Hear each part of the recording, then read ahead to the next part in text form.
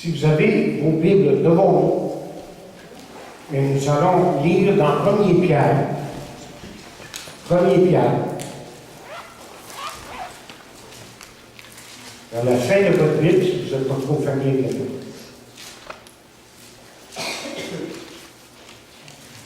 Et nous allons lire dans le premier chapitre, peut-être verset 3. 1er Pierre, premier chapitre. Verset 3 nous dit: Béni soit Dieu, le Père de notre Seigneur Jésus-Christ, qui, selon sa grande miséricorde, nous a régénérés en espérance vivante par la résurrection de Jésus-Christ d'entre les morts, pour un héritage qui ne se peut ni corrompre, ni souiller, ni flétrir, lequel vous est réservé dans les cieux. À vous qui, par la puissance de Dieu, êtes gardés par la foi, pour le salut prêt à être révélé, dans les derniers temps. Prions Dieu. Dieu notre Père, nous te remercions pour ta parole. Nous voulons vraiment reconnaître que ta parole est la vérité. C'est elle qui nous dirige, qui nous convainc, que c'est elle qui nous donne ta pensée. Et je prie, oui, que nous comprenions ta pensée ce matin, à travers cette parole, et que nous serons assez humbles pour nous placer devant toi afin que tu fasses une œuvre nouvelle dans nos vies. Alors, dispose mon cœur. Enlève tout ce qui peut nous empêcher d'entendre ta parole ce matin. Et je prie cela dans le nom de Jésus et pour sa gloire. Amen. Amen. Vous savez, c'est intéressant de voir comment certaines personnes peuvent toujours trouver, si vous voulez, de bonnes raisons de se réjouir, alors que d'autres ne peuvent jamais en trouver. Ça me rappelle cet homme qui est allé renouveler son permis de conduire. Il y en avait plusieurs qui étaient là pour la même raison. Et la file avant ça n'a pas de tortue pendant une bonne heure avant que l'homme ait enfin son permis. Et là, il a examiné la photo. Il s'est plaint au commis qu'il avait prise en disant: j'ai attendu si longtemps que j'ai fini par avoir l'air en colère sur cette photo. Et là, le commis regarda attentivement la photo et rassura l'homme en lui disant: c'est très bien, c'est ce dont vous allez avoir l'air quand les policiers vont vous arrêter pour une contravention. Mais peu importe où vous allez, vous savez, vous entendez les gens se plaindre au sujet de leur travail, du mariage, se plaindre des impôts, se plaindre peut-être de l'école que fréquentent leurs enfants, se plaindre du sujet de la circulation. Je ne fais jamais ça. Alors pourquoi seriez-vous choqués de voir ces mêmes gens venir à l'Église et se plaindre au sujet de l'Église? Et vous savez, en mes 45 ans de ministère, j'ai vu ce qui suit. Parmi les gens qui fréquentent la même Église, vous en trouverez qui sont si emballés par leur Église qu'ils sont constamment en train d'y inviter leur famille, leurs amis.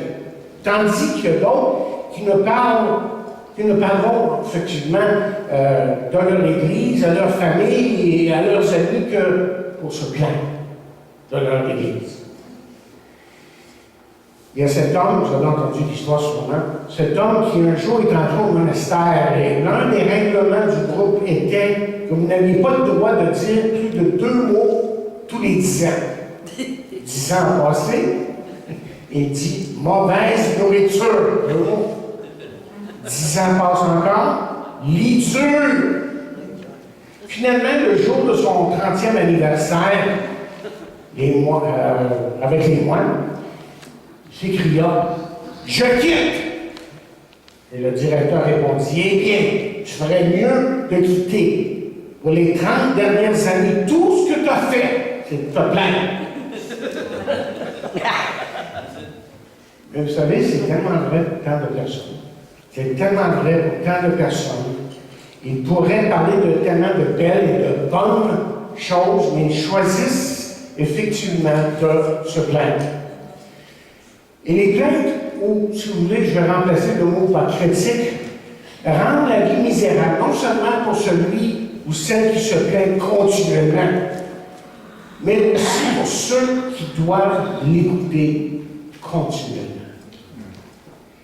On nous raconte que Mary Batchelor était ce genre de plaignante chronique. Elle était la fille d'un pasteur, mais elle était aussi l'assistante et la ménagère de son frère, qui était aussi pasteur.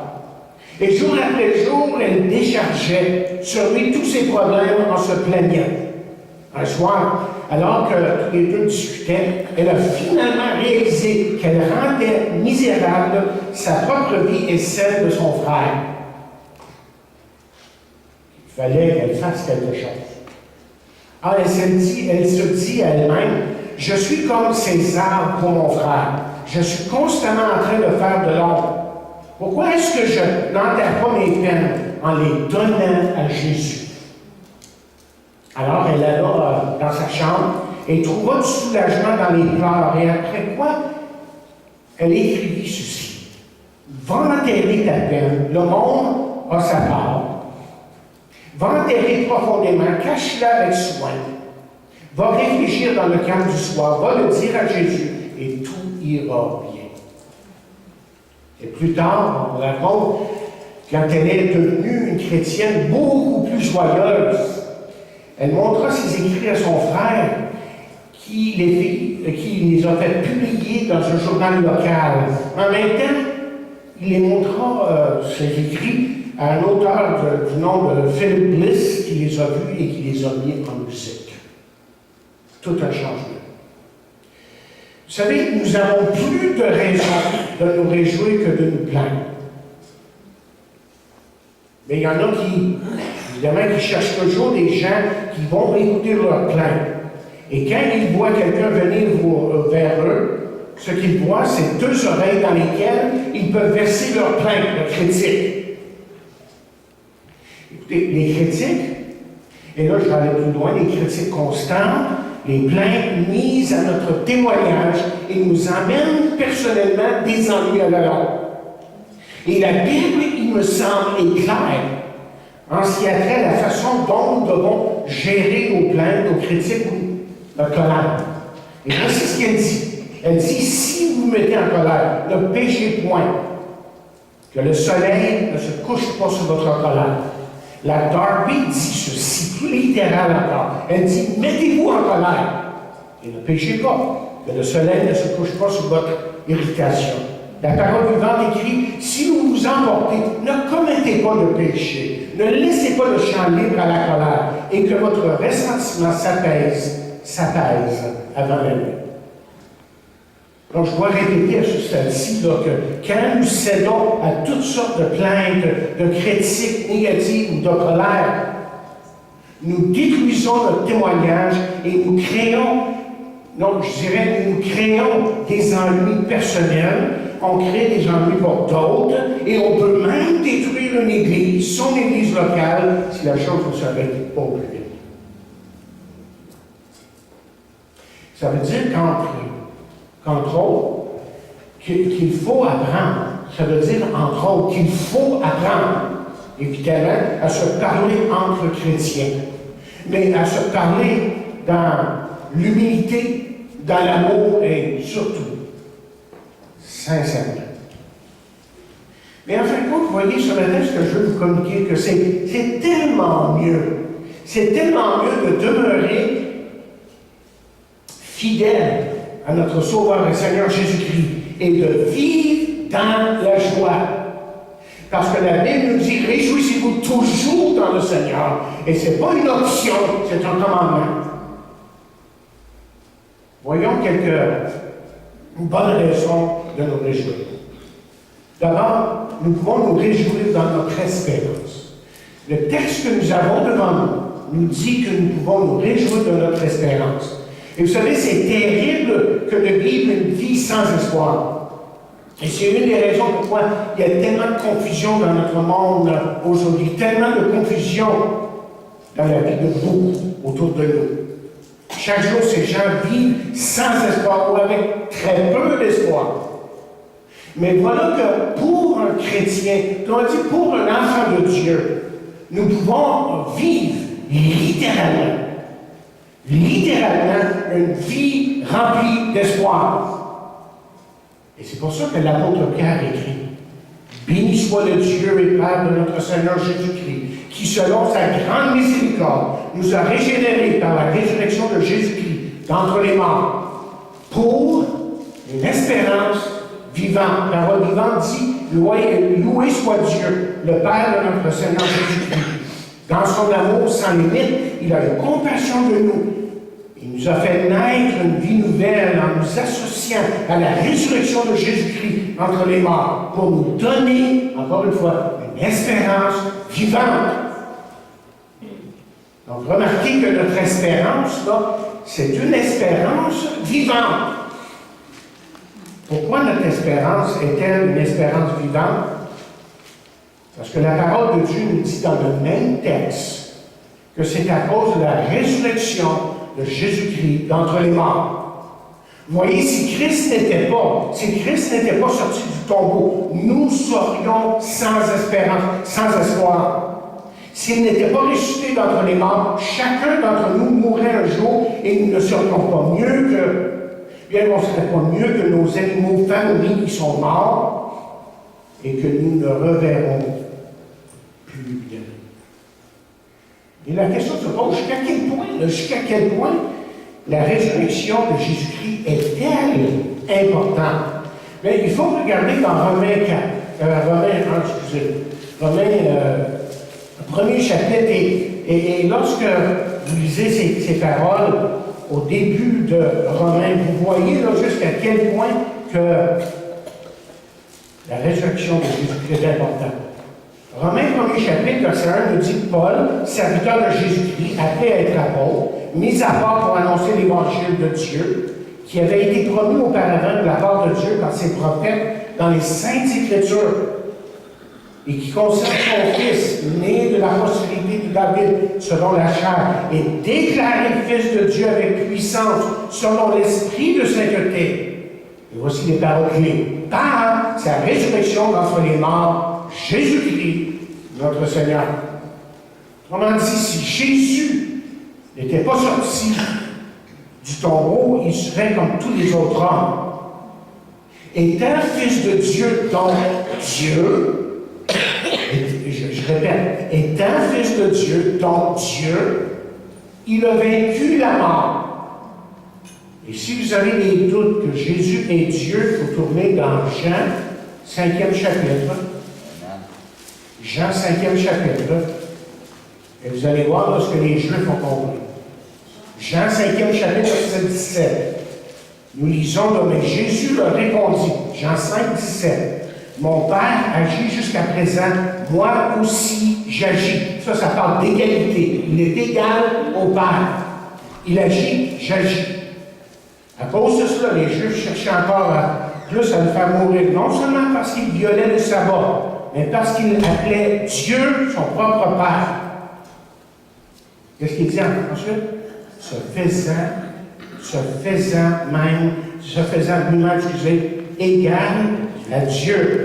Verset 19 est important aussi. Jésus reprit donc la parole et leur dit, en vérité, je vous le dis, le Fils ne peut rien faire de lui-même. Il ne fait ce qu'il voit faire au Père. Il est égal. Il est égal au Père. OK?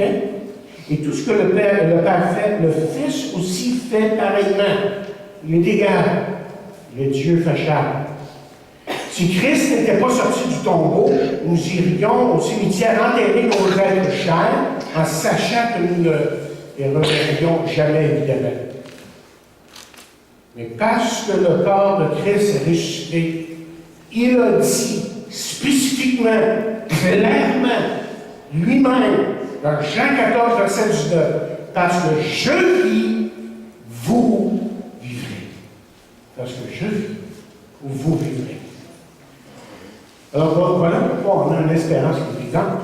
Mais quelle sorte d'espérance vivante avons-nous exactement? OK? Mais premièrement, je dirais ceci, que c'est une espérance qui purifie. Et nous lisons dans 1 Jean 3e chapitre, verset 3, quiconque a cette espérance, cet espoir en lui, là, se purifie lui-même comme lui-même est pur. Vous savez, beaucoup de gens font profession d'avoir cette espérance vivante dont il est question dans notre texte. Mais malheureusement, leur vie ne reflète pas qu'ils possèdent cette espérance vivante, réelle. Vous voyez, quand nous croyons vraiment quelque chose que nous croyons devrait normalement nous motiver à agir. Par exemple, si quelqu'un entrait dans cette salle en courant et en disant « Au feu! Au feu! » mais cette nouvelle serait alarmante, mais une fois que nous l'aurions entendu, nous aurions à décider quelque chose. Est-ce que je crois vraiment ce que cet individu est en train de nous dire? Et si nous décidions que nous ne croyons pas, ce qu'on va faire, ben, c'est assis.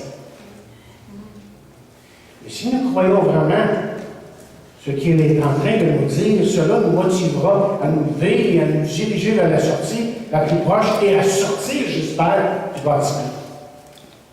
Encore une fois, ce que je veux vous rappeler, c'est que si vous croyez en quelque chose, si vous croyez vraiment en quelque chose, c'est pas juste la tête, mais que c'est vraiment dans votre cœur, que ça, ben, pour utiliser l'expression de Paul, que ça vous a saisi, vraiment saisi.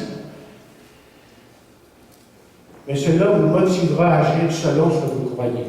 Et si vous croyez vraiment que Jésus-Christ est venu, qu'il est mort, qu'il a été enseveli et qu'il est ressuscité pour que vous ayez la vie éternelle, bien cette croyance-là va vous motiver à quelque chose. Et cette croyance-là va vous motiver à quelque chose. Et qu'est-ce que cette croyance-là va vous motiver à quoi exactement? Et la Bible nous dit que c'est une espérance vivante que nous avons en Christ. Et cette espérance nous motivera à faire quoi? Et 1 Jean, encore une fois, je répète que il est dit que quiconque a cette espérance en lui se purifie comme lui-même est pur. La parole vivante dit tous ceux qui portent dans leur cœur cette espérance fondée sur le Christ veillent à leur pureté intérieure pour être purs comme lui-même. Comme lui-même. À mesure que nous marchons jour après jour dans cette espérance vivante, nous nous purifions comme lui-même est pur. Mais remarquez ici le langage, okay? Le verbe.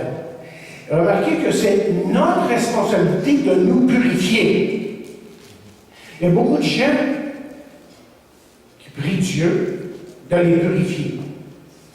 Mais dans un autre sens, Dieu attend qu'il se purifie eux-mêmes. Et pourquoi est-ce que Dieu nous donne une telle responsabilité? Parce qu'il a fait de chacun de nous des êtres moralement libres, évidemment. Nous avons été créés de manière à pouvoir choisir entre le bien et le mal. Nous pouvons essayer de blâmer les autres, comme j'ai dit la semaine dernière, pour nos péchés, évidemment. Mais la Bible dit que la raison pour laquelle nous péchons est que nous choisissons de pécher. Nous-mêmes. On l'a vu la semaine dernière, donc je vais vous lire la parole vivante seulement. Dans Jacques, 1er chapitre, 13 et 14, voici ce que la parole vivante dit. Il dit que personne en présence de la tentation ne dise « c'est Dieu qui me tente et me pousse à faire le mal ». Dieu lui-même est inaccessible. J'ai beaucoup aimé cette expression.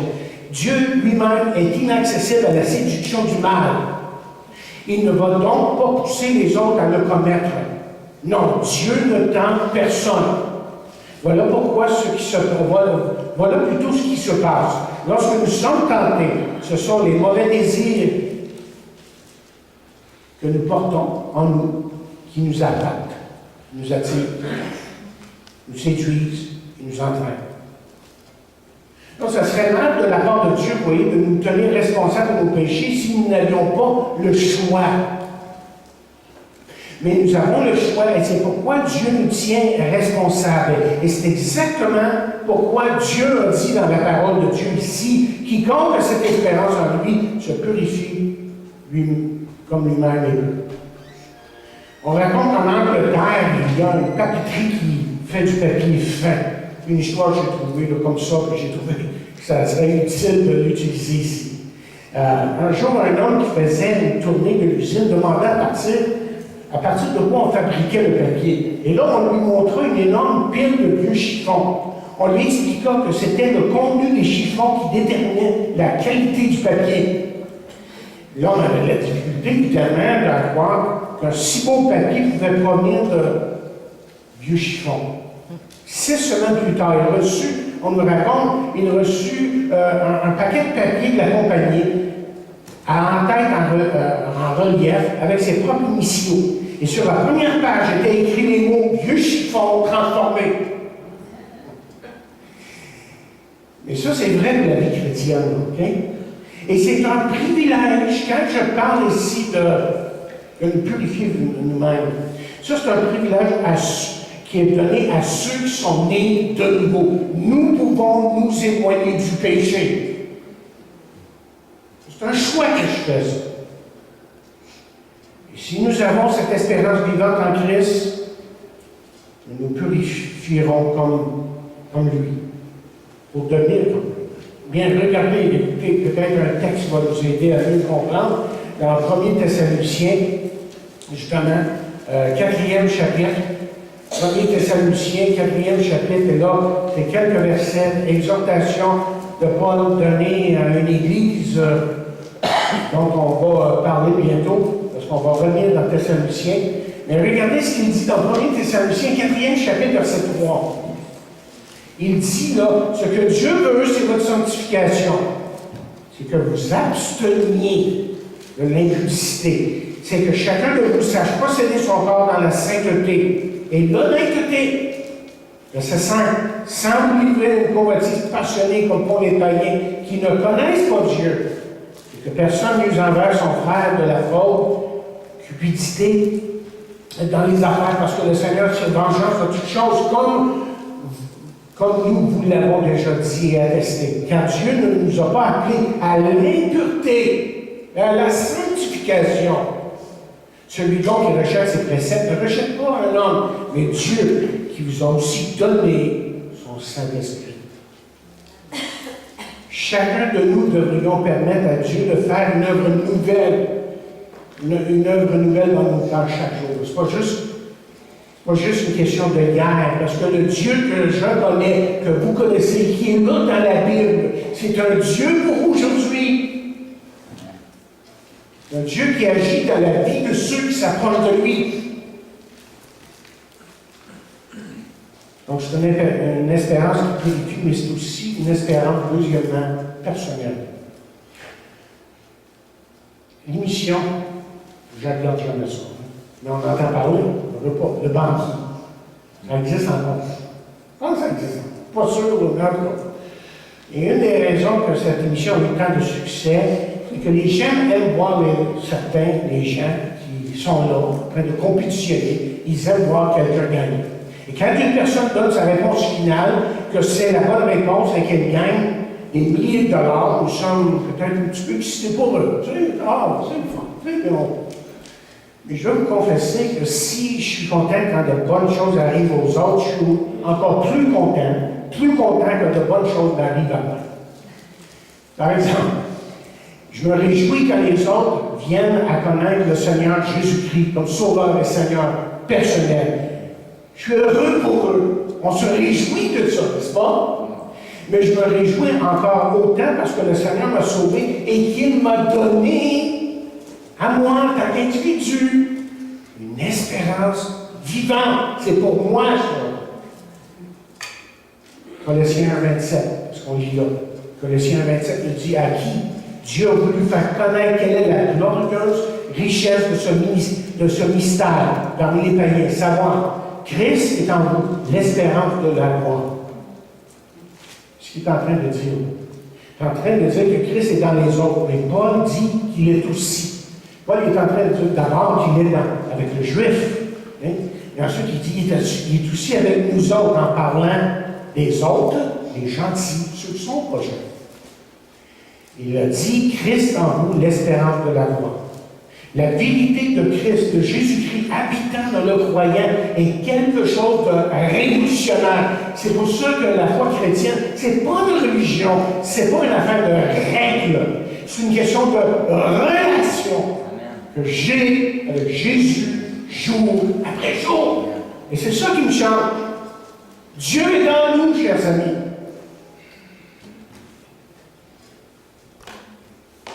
Ça ne veut pas dire qu'on est des dieux. Il y en a qui enseignent ça. Même dans les milieux évangéliques. Et je vous donnerai la logique de ça une autre fois. Il y a toute une logique qu'on a sortie de la parole de Dieu pour se dire, on va en arriver à dire qu'on est des dieux. Ça, c'est le plus grand mensonge sur terre. Et c'est ce que Satan veut nous faire croire. Et si Dieu est en nous, voyez, et pas seulement dans le monde, il n'est même pas seulement près de nous, mais vraiment en nous. Et c'est pour ça qu'on peut compter sur lui pour qu'il transforme nos cœurs, qu'il transforme nos vies. Regardez quelque chose dans Jean 14. Hein? Là, je vous fais fouiller ce matin parce que c'est important de connaître la parole de Dieu. Et Jean 14, regardez qu'est-ce qu'il dit ici. Puis, évidemment, juste ça, ça demanderait un enseignement d'une heure.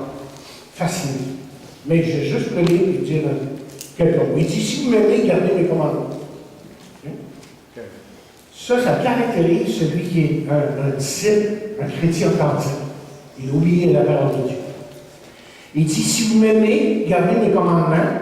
Et moi, au verset 16, je prierai le Père et il vous donnera un autre consolateur afin qu'il demeure aux quelques semaines avec vous, si longtemps que vous êtes fidèles et que vous êtes, que vous persévérez. C'est ça qui est écrit, hein? Afin qu'il demeure éternellement. Une fois qu'il est là, il est là en permanence. C'est ça qu'il veut dire. L'esprit de vérité que le monde ne peut recevoir parce qu'il ne le voit point et ne le connaît point. Mais vous, vous le connaissez, car il demeure avec vous. À qui il parle, là? Chrétien. Il parle aux disciples. Aux disciples. Il est avec vous. Mais regardez ce qu'il dit ensuite. Il sera en vous. Quand c'est arrivé sur le jour de la Pentecôte, là, il est en permanence. Avant ça, le Saint-Esprit pouvait venir partir. Il y a la différence entre l'Ancien Testament et le Nouveau Testament. Arrivé au jour de la Pentecôte, le Saint-Esprit maintenant vient et fait sa résidence d'une façon résidence, il devient résident permanent dans la vie de celui qui croit en Jésus. OK, assez dit sur ça. Donc, nous nous réjouissons personnellement d'avoir en nous le Fils éternel de Dieu. Et c'est pour ça que l'apôtre dit dans Romains 5, verset 17, ceci. Ici, par l'offense d'un seul, la mort est régnée par lui seul, à plus forte raison, ceux qui reçoivent l'abondance de la grâce et du don de la justice règneront-ils dans la vie par Jésus-Christ, lui seul. Et la parole vivante, je ne lirai pas au complet, mais il termine le verset en disant « Ils vivront en roi ». Et nous pouvons aujourd'hui vivre comme des rois, parce que le roi des rois, c'est celui qui nous a sauvés. Et on peut vraiment vivre dans la victoire. D'Adam, autrement dit, la parole de Dieu est en train de nous enseigner ici. Nous recevons tous la mort, mais de Jésus-Christ, qu'est-ce qu'on reçoit? On reçoit la vie. La mort est venue par Adam, mais la vie est par Jésus. C'est pour ça que c'est tellement important de placer sa confiance en lui. Et si vous ne l'avez pas fait, vous devriez le faire aujourd'hui même. Et voici encore cette espérance. C'est quoi l'espérance? C'est ce que j'ai dit tantôt.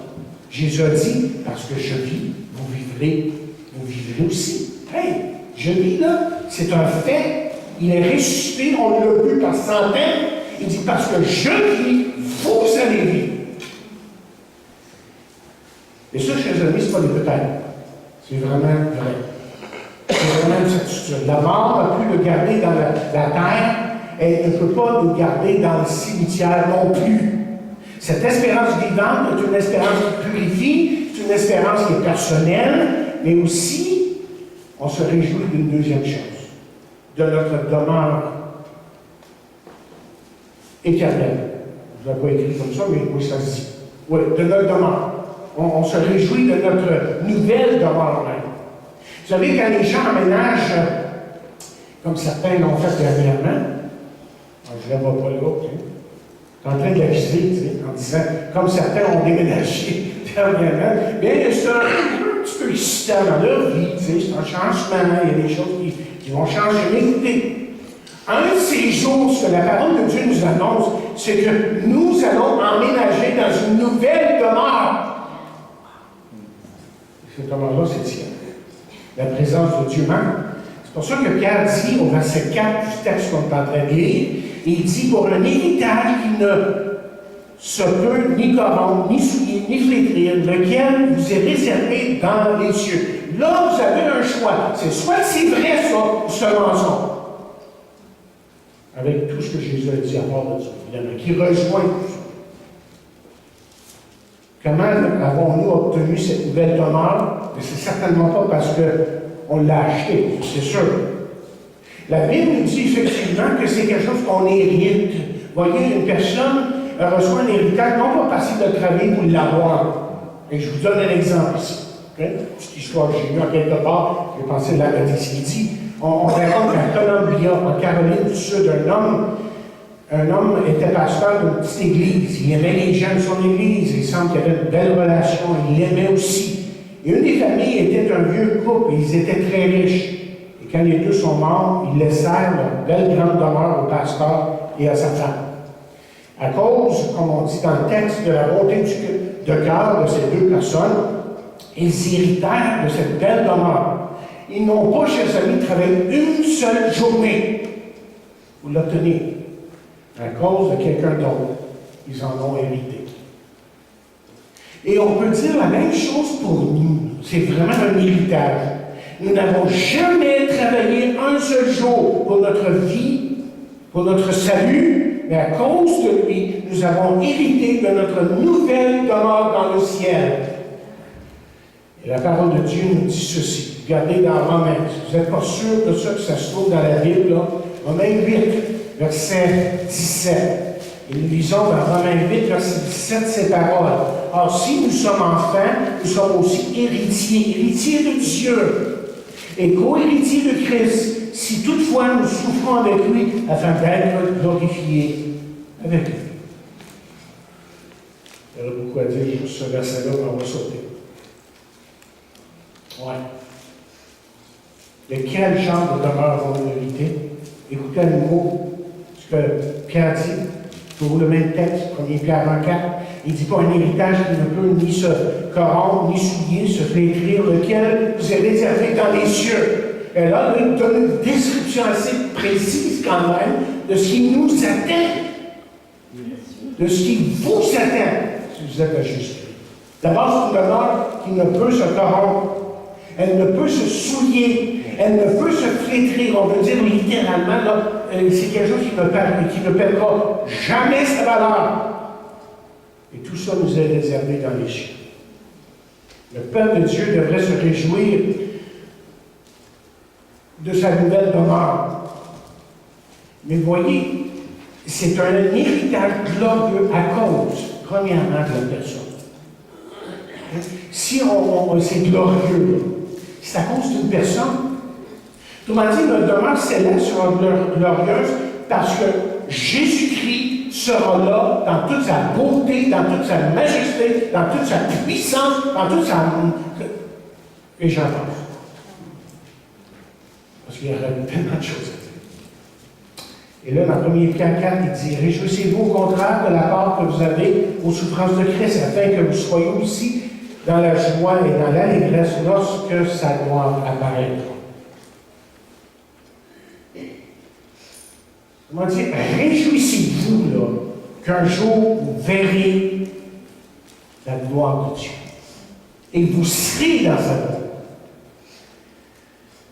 il y a plusieurs années de ça, Elvis Presley vint en Colombie, Caroline du Nord, Caroline du Sud.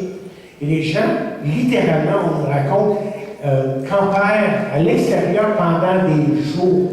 On entend ça souvent, sur bien des groupes, hein, à Montréal et même ailleurs. Alors, aussitôt qu'on a mis les billets en vente, bien, ça s'est vendu littéralement dans quelques mois. Ces gens-là voulaient s'assurer de le voir. Là. Et quand il arriva et apparut devant le Colisée plein craqué, la foule s'est déchaînée. Et laissez-moi vous dire que cette réception-là n'est rien en comparaison avec Jésus qui revient. N'est rien avec celui qui est dans la gloire et qui va nous emmener dans sa gloire un jour.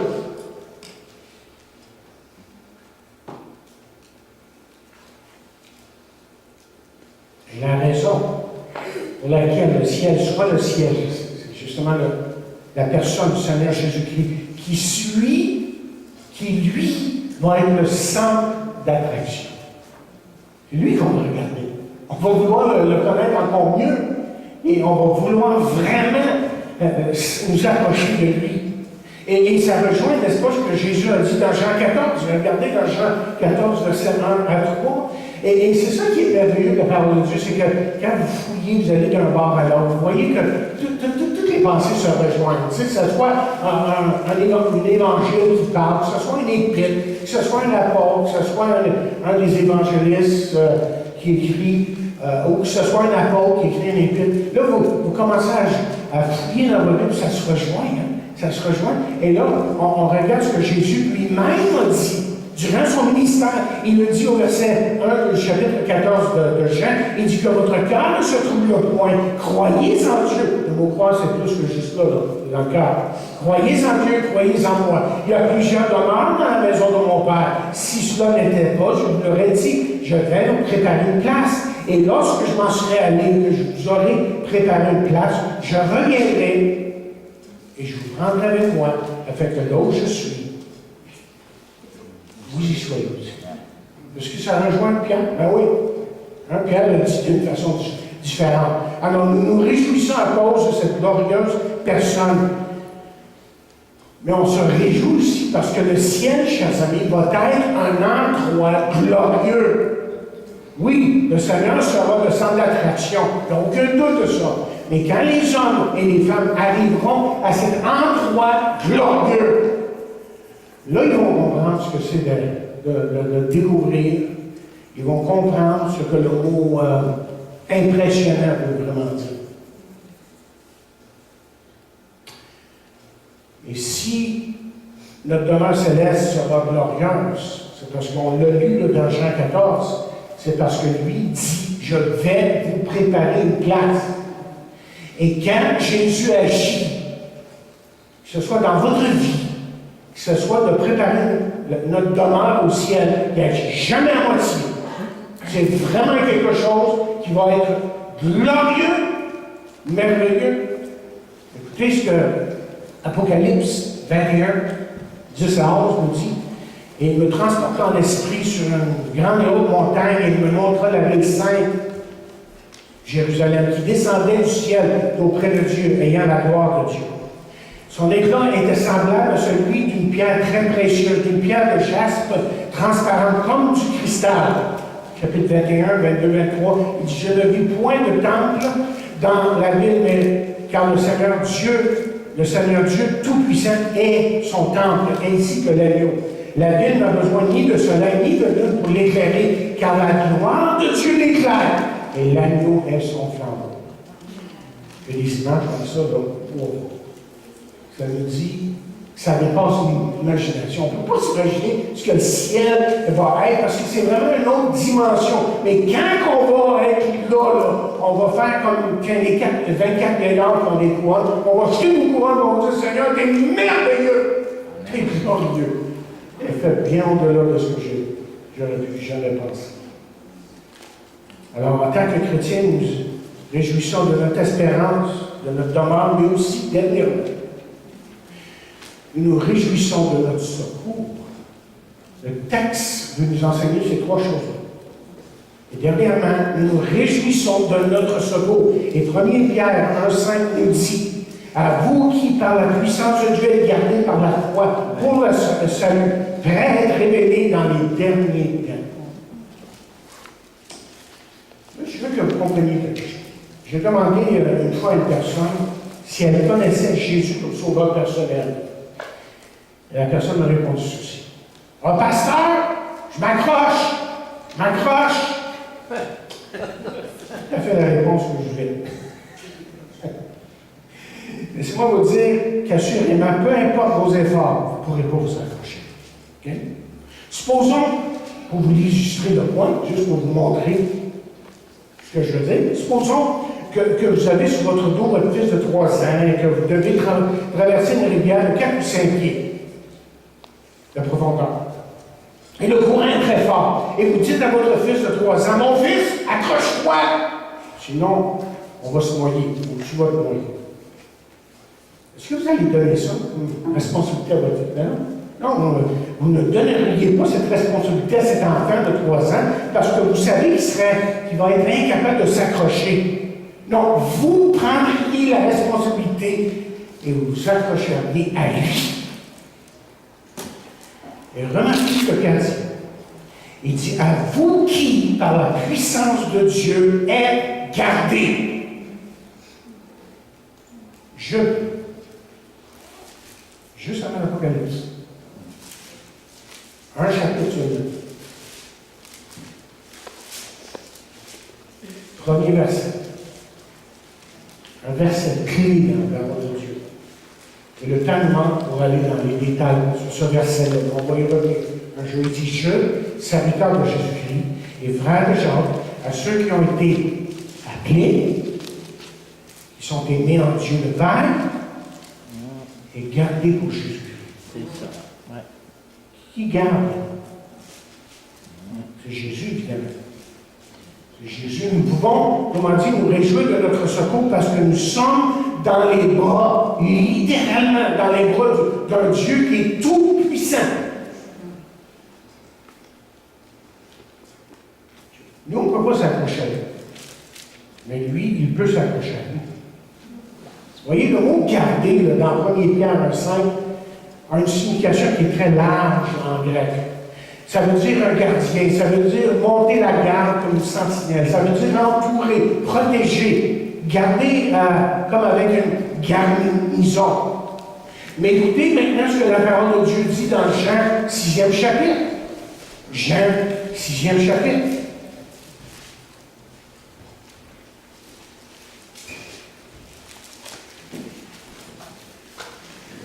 Je vous dis, ces textes-là, il y a tellement à dire dans ces textes.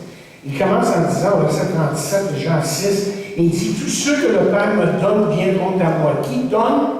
Ceux qui appartiennent à Jésus, c'est le Père.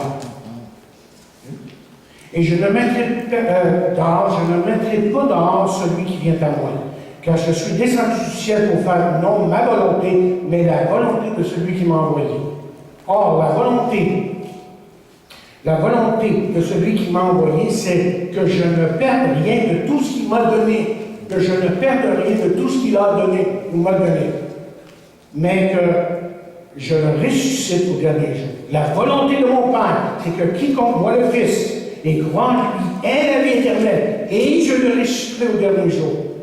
Et je reviendrai à son sujet, parce qu'il avait dit, je suis le pain qui est descendu du ciel, et il disait, n'est-ce pas là, Jésus, le fils de Joseph, celui dont nous connaissons le Père et la Mère, comment donc je suis descendu, ou comment donc, dit-il, je suis descendu du ciel? Jésus leur répondit, ne murmurez pas entre vous. Nul ne peut venir à moi.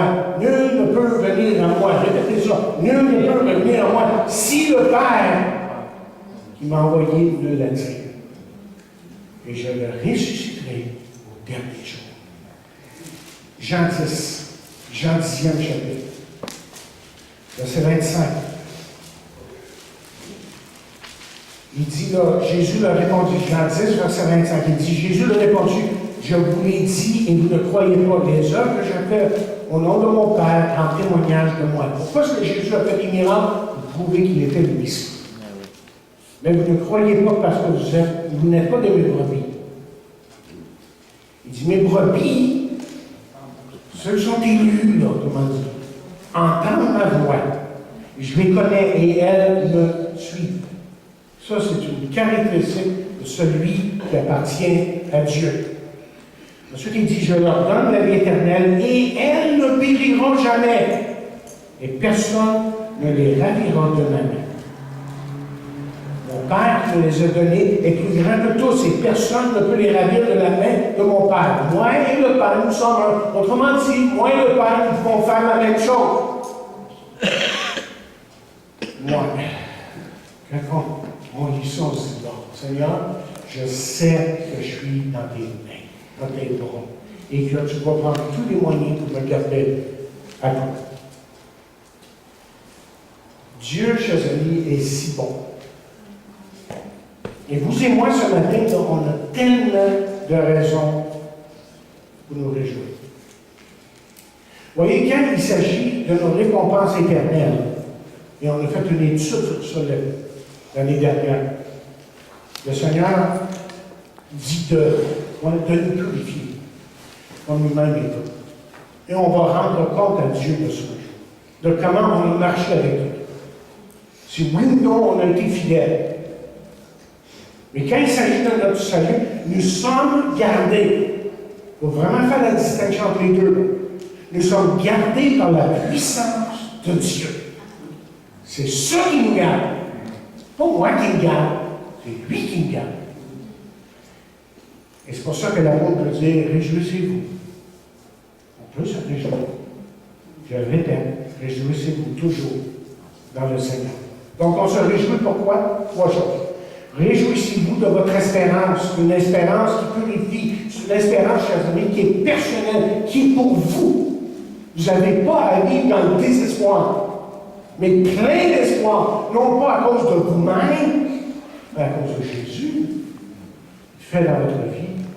Et réjouissez-vous de votre demeure à cause de la personne qui est là, de l'endroit glorieux qui vous attend. Et réjouissez-vous de votre secours parce qu'il a décidé, décrété, qu'une fois que vous êtes son enfant-là, vous l'êtes pour toujours et il va vous garder. Que Dieu bénisse sa parole. Amen. À nos cœurs.